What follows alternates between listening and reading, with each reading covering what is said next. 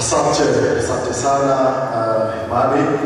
Awali yote nami naomba niungane na wenzangu wote kupongeza jukwaa hili nzuri ambalo kimsingi lina lengo njema ya kuhakikisha kwamba vijana wa taifa letu wanafahamu umuhimu wa mtandao wa kijamii, lakini vile vile kwa namna gani mtandao wa kijamii inaweza ikamshawishi kijana, inaweza ikamshawishi Tanzania kuona thamani ya kupiga kura.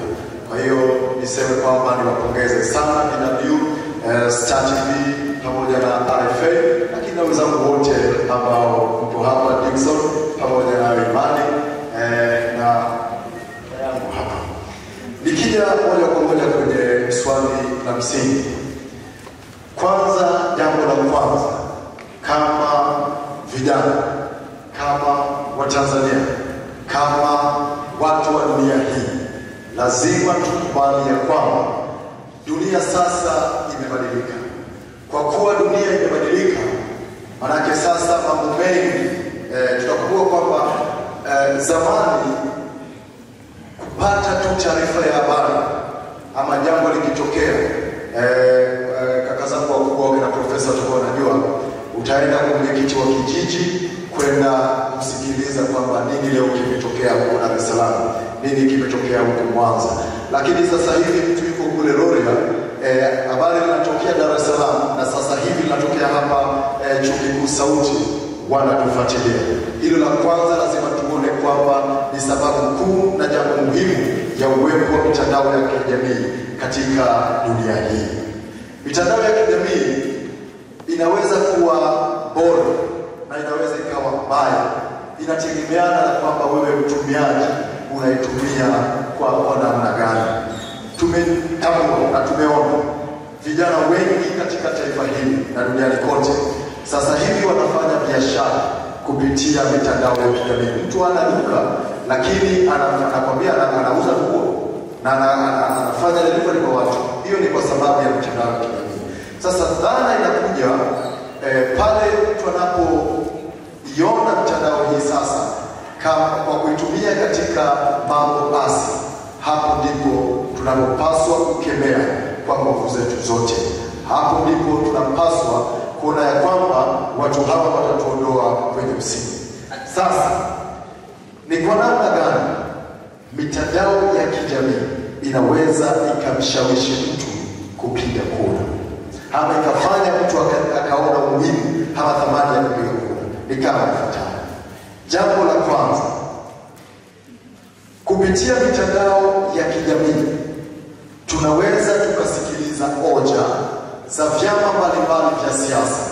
Tunaweza tukasikiliza hoja ya wanasiasa pale wanapotaka aidha sasa hivi tunaelekea kwenye uchaguzi, na unaweza ukakuta aidha kuna mgombea katika eneo fulani ameenda kuomba kura, atapata nafasi ya kupata watu wote wa eneo lile.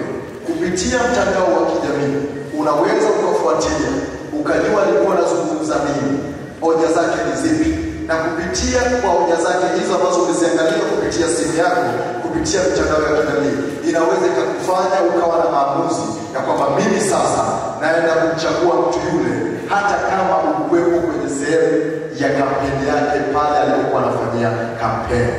Lakini jambo la pili, kupitia mitandao ya kijamii inaweza ikakufungua fikra na kujua ya kwamba kwa haya ambayo huyu mtu anatuelezea hapa, kwa kweli astahili kutuongoza. Mitandao ya kijamii katika aidha chaguzi zilizopita, utakuta mtu aliahidi jana, ndugu zangu, mimi mkinichagua nitafanya hivi na hivi. Sasa imefika uchaguzi mwingine tena, hajafanya yale vile aliahidi. Sasa ndio hiyo neno vijana inaonyesha vijana yake bwana mkubwa, lakini kumbuka mwaka 2020 ulituahidi kwamba utatujengea barabara hapa, utatuwekea maji hapa, utajenga mashule hapa, lakini sasa ni miaka 5 imepita bwana mkubwa, unarudi tena. Kulikoni? Akiwa na bisha unamwekea vijana.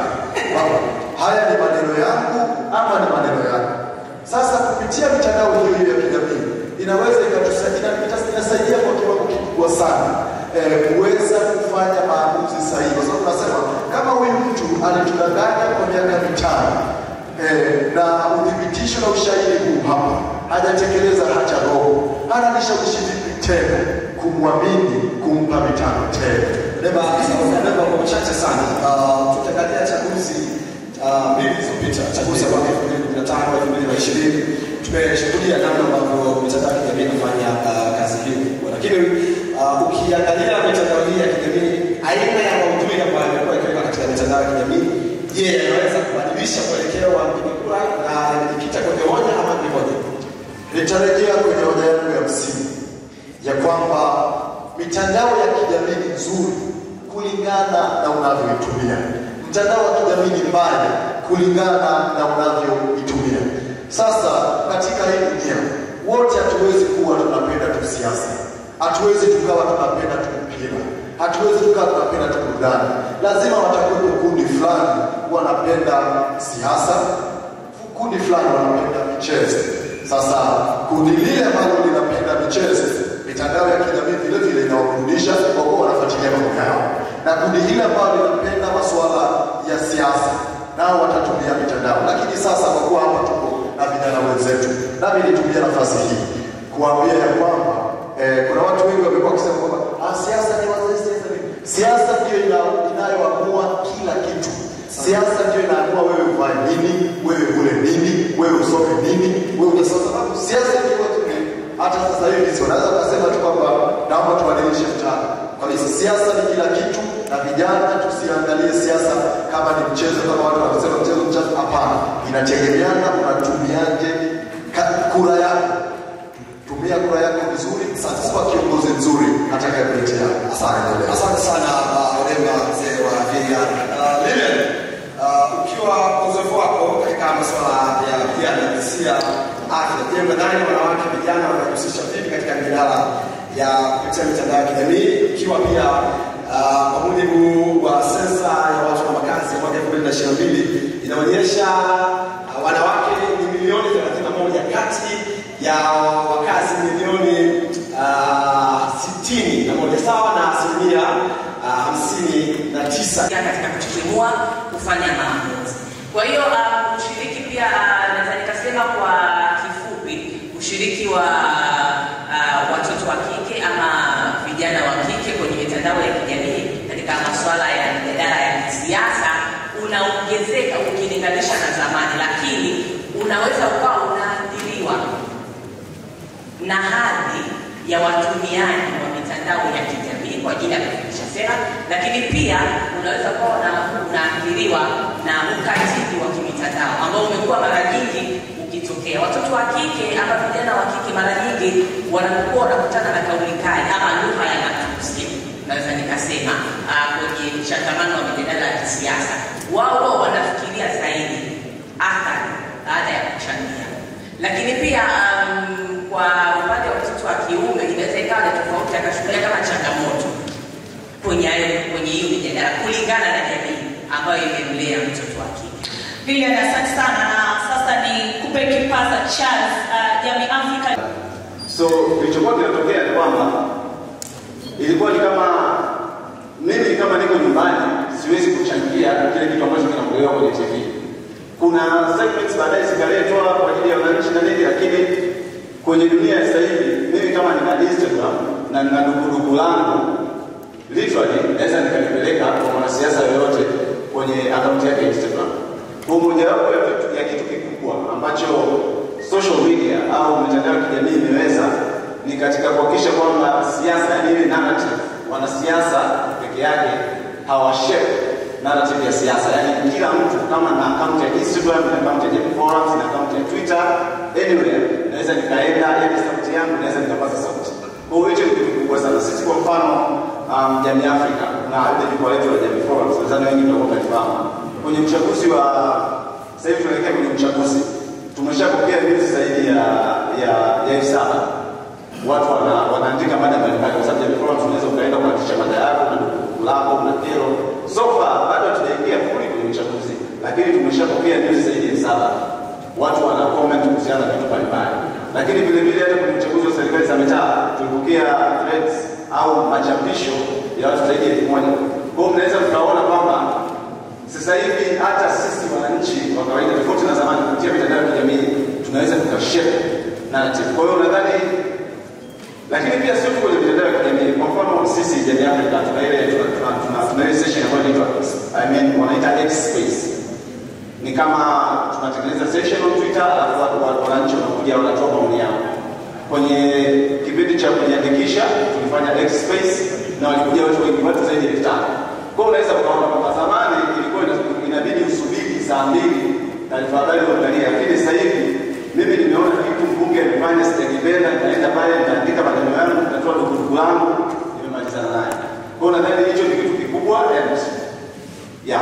Just kwa uchache sana tunaona chaguzi zilizopita kabla ya mitandao ya kijamii kuanzia mwaka 2010 kurudi nyuma, ukilinganisha na kuanzia mwaka 2010 kuja mpaka mwaka 2020, licha ya kukua kwa mitandao ya kijamii, lakini idadi ya wanaojitokeza kupiga kura imekuwa haiongezeki.